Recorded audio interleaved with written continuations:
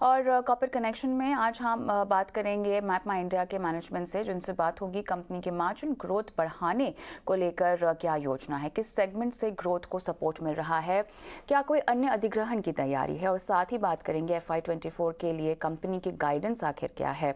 सभी मुद्दों पर बात करने के लिए मैप माई इंडिया के CEO और एग्जीक्यूटिव डायरेक्टर रोहन वर्मा हमारे साथ जुड़ गए हैं। रोहन, आफ्टरनून, स्वागत है आपका कॉर्पोरेट कनेक्शन में। और क्योंकि आप एक इन्वेस्टमेंट फेज से गुजर रहे हैं, तो कमज़ोर मार्जिन्स के पीछे आखिर क्या वजह रही होगी और किस तरह से आपने FY24 के लिहाज से मार्जिन्स अपने आके हैं। धन्यवाद मुझे अपने शो पे बुलाने के लिए। एक्चुअली हमें तो लगता है कि the performance of the year was very good. 40% से ज्यादा रेवेन्यू ग्रो हुआ और 42% 42% मार्जिन्स, इबिडा मार्जिन्स थे। और इबिडा मार्जिन भी ईयर ऑन ईयर भी आई थिंक 37% ग्रो किया है। पैट मार्जिन 24% ग्रो किया, पैट मार्जिन 34% था। तो ओवरऑल हम लोग के प्लानिंग के हिसाब से तो मार्जिन उस रेंज में ही है जो हम पहले भी बोलते थे, 35 to 45 EBITDA and 30 to 35 PAT margin. And as you आपने जैसे सही बोला कि हम मैप लेड बिजनेस, तो हमारा जो कोर है, जो लार्ज मेजोरिटी ऑफ बिजनेस है, वो तो 52.5% मार्जिन पर है, विच इज क्वाइट हाई। और जो IoT लेड बिजनेस है जिसमें हम इन्वेस्ट कर रहे हैं, जैसे आपने ठीक से कहा, जैसे आपने ठीक कहा, वो 140% ईयर ऑन ईयर ग्रो किया है। एंड वही बहुत एक्साइटिंग चीज है। हाँ, हार्डवेयर लेड बिजनेस जो होता है शुरू में मार्जिन कम होता है, बट जो SaaS रेवेन्यू हमें मिलता है उससे मार्जिन बढ़ जाता है। तो Q4 में जैसे आप 9 मंथ्स का पहले देखिएगा तो 1% ही मार्जिन था, लेकिन Q4 में 4% पहुंच गया। तो जो हमारा इन्वेस्टमेंट और थीसिस था वो सही नजर आ रहा है। तो हम बहुत एक्साइटेड है, क्योंकि अभी तो हमने सिर्फ 2 लाख 1.9 लाख IoT डिवाइस बेचे हैं to the existing base of existing vehicles on the road. ऐसे तो 20 करोड़ गाड़ियां रोड पर है।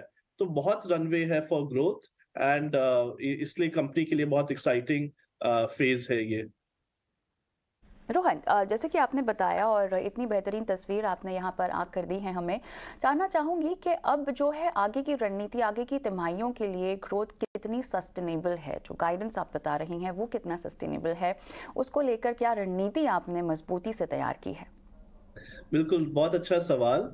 देखिए, हमारा जो ओपन ऑर्डर बुक है जिससे आपको फ्यूचर ऑफ कंपनी का आइडिया आएगा, वो 918 करोड़ तक पहुंच गया है, जो कि पहले 699 था। मतलब 31% की प्रतिशत की बढ़ोतरी हुई है।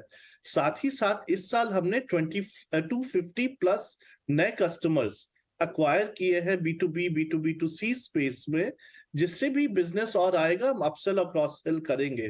तो ओवरऑल अगर हम देखें कि न्यू बिजनेस डेवलपमेंट कितना हुआ है इस पास्ट ईयर में, बहुत अच्छे से हुआ है।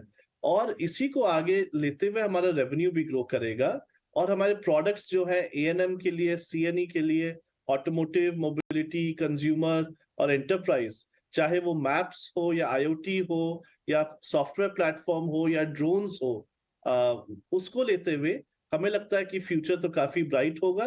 एटलीस्ट जो हमने ग्रोथ किया था इस साल, उससे तो ज्यादा ही करेंगे। रोहन, कंज्यूमर ऐप और गैजेट स्पेस में कहा है कि एक्सपेंशन होगा और इन्वेस्टमेंट भी होगी। ग्रोथ पोटेंशियल के लिहाज से आपको इनमें क्या खास दिखाई दे रहा है और क्या ऐसी यूनिक बात है जिसको लेकर आप इसमें इतना इन्वेस्ट करेंगे। देखिए, जो हमारा मैपल्स ऐप है वो एक स्वदेशी, जैसे आप ईटी नाउ स्वदेश है, वैसे ही वो स्वदेशी मैप्स ऐप है, जिसमें बहुत सारे और फीचर्स है गूगल मैप्स के बनस्पत। जैसे फ्लाईओवर पे आप जाते हो तो जंक्शन व्यू 3D में दिखाता है, कंफ्यूजन नहीं होता है, एक्सीडेंट होने की कम चांसेस है, नेविगेशन हमारा बेहतर है। ऐसे हम टू मतलब अनलिमिटेड मार्केट अवेलेबल है कंज्यूमर ऐप के लिए in terms of app usages. India के इतना बड़ा बेस है, 400-500 मिलियन यूजर्स के। अभी तो हम सिर्फ 2 मिलियन पे पहुंचे हैं। और गैजेट्स के लिए भी जो कंज्यूमर मार्केट है, जो हम ट्रैकर देते हैं या डैश कैमरा देते हैं, जिससे कि आप रिमोटली अपनी गाड़ी का लाइव CCTV देख सकते हैं, वाइफ या बच्चे या ड्राइवर गाड़ी में, तो आप देख सकते हैं सब ठीक है कि नहीं, गाड़ी सलामत है कि नहीं, एक्सीडेंट में किसकी गलती थी। तो ऐसे बहुत सारे हमारे जो गैजेट्स हैं, ये लोग के रोड सेफ्टी और पीस ऑफ माइंड और व्हीकल के सेफ्टी के लिए काम आएंगे। और इसका भी काफी बड़ा मार्केट है। जैसे मैंने कहा कि 20 करोड़ गाड़ियां तो रोड पर ऑलरेडी है। तो इसको लेके कंज्यूमर ऐप और कंज्यूमर गैजेट्स लेके हम काफी एक्साइटेड है। इससे मैपेंडिका और मैपल्स का ब्रांड विजिबिलिटी और रीच भी बढ़ेगा, जिसका नॉक ऑन इफेक्ट हमारे B2B और B2B2C बिजनेस में होगा, जब automotive customers, enterprise customers, government या बिजनेस वाले देखेंगे तो वो हमारे B2B सॉल्यूशंस भी अपनाएंगे। कुछ रिपोर्ट्स के मुताबिक आप हमें बताएं कि आप रोल्टा इंडिया में बिड करने की फिराक में भी है। क्या आप इसको खबर को कंफर्म कर सकते हैं? Valuations, turn around strategy, rational bid को लेकर कुछ बता पाएंगे आप? हाँ, देखिए एक्चुअली ये बहुत ही अर्ली स्टेज में है, ये तो EOI है। और दूसरा है कि हम अपने स्पेस में ना हर समय अपॉर्चुनिटीज इवैल्यूएट करते रहते हैं, ये उनमें से कोई एक है। अगर हमें करना होगा तो हम पहले तो देखेंगे कि ये हमारे लिए रेलेवेंट है और ये हमारे लिए वैल्यूएबल है कि नहीं, और क्या राइट तरीका है करने के लिए। अगर वो सब पैरामीटर्स मैच करते हैं, क्योंकि उस कंपनी में कुछ जियो स्पेशियल का भी बिजनेस है, जो कि डिफरेंट सेक्टर्स में जाता है, बट पहले तो हम इवैल्यूएट करेंगे। अभी तो बहुत ही अर्ली स्टेज है, इसलिए इस पे हम खुद से तो कुछ चर्चा नहीं कर रहे हैं। और होगा, अगर कुछ भी इंटरेस्टिंग अपॉर्चुनिटी आएगा, हम इवैल्यूएट करेंगे, ठीक वैल्यू होगा तो हम जरूर उसको करेंगे ठीक तरीके से। इसके अलावा और कोई एक्विजिशंस जो पाइपलाइन में है जिनकी जानकारी आप साझा कर पाएं? अभी ऐसा कुछ नहीं है। हमने बहुत अच्छे-अच्छे एक्विजिशंस और इन्वेस्टमेंट्स किए हैं लास्ट 15 महीने में। जीट्रोपी हमने किया, जो IoT का एक्वी हायर किया 13 करोड़ में। देखिए वो 13 करोड़ में हमने खर्चा किया, 60 करोड़ का तो पहले साल में ही बिजनेस हो गया। और दूसरा, हमने ड्रोन स्पेस में हम खुद ही के सॉल्यूशंस इतने स्ट्रॉन्ग कर रहे हैं, ड्रोन प्रोवाइडर बन रहे हैं। ड्रोन का मार्केट इतना फास्ट ग्रोइंग है, उसमें हमने एक अच्छी ड्रोन कंपनी में 20% स्टेक लिया 7 करोड़ दे करके, और वहां से भी हम बहुत बिजनेस ला सकते हैं मैपेंडिया के लिए।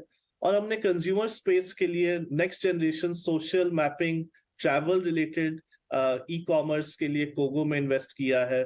तो इन सब को लेकर के इनको अच्छे से डाइजेस्ट कह लीजिए या इंटीग्रेट कह लीजिए, और इससे कुछ अच्छा बिजनेस बने, इस पे हमारा फोकस है।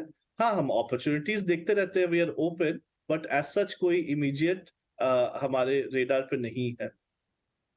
जो साल बीता उसमें ऑर्डर बुक काफ़ी मजबूत दिखाई दी। ये बताएं कि अब इसी को लेकर तमाम सेगमेंट्स जो ग्रोथ ड्राइव कर रही हैं, क्या अनुमान लगाया जा सकता है? आपने क्या बोला? मुझे पहला पार्ट नहीं सुनाई दिया क्वेश्चन का, सॉरी। साल बीता उसमें काफ़ी मजबूत दिखाई दे रही थी। अब इसी को आगे बढ़ाते हुए ग्रोथ और तमाम सेगमेंट्स को ड्राइव करने के लिहाज से क्या अनुमान आप लगा रहे हैं? या ओपन ऑर्डर बुक काफी स्ट्रांग है, 918 करोड़ हुआ है, जो पहले 699 था, 31% बढ़ा है। Automotive segment, mobility segment, consumer tech, enterprise digital transformation, ये सारे जो A&M 34% बढ़ा, CNE 48% बढ़ा। हम हर सेगमेंट में ग्रोथ देखते हैं, टू बी ऑनेस्ट।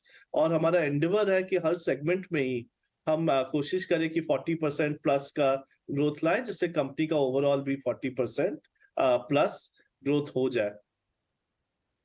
रोहन, बहुत बहुत धन्यवाद, आपने समय निकाला और इतने विस्तार से कंपनी की तमाम योजनाओं को साझा किया हमारे दर्शकों के साथ। धन्यवाद। हम आगे बढ़ते हैं। हमारे साथ शेयर इंडिया के head of research Ravi Singh जुड़ गए हैं। रवि, बताएं मैपमा इंडिया में आपकी एनालिसिस क्या कहती है?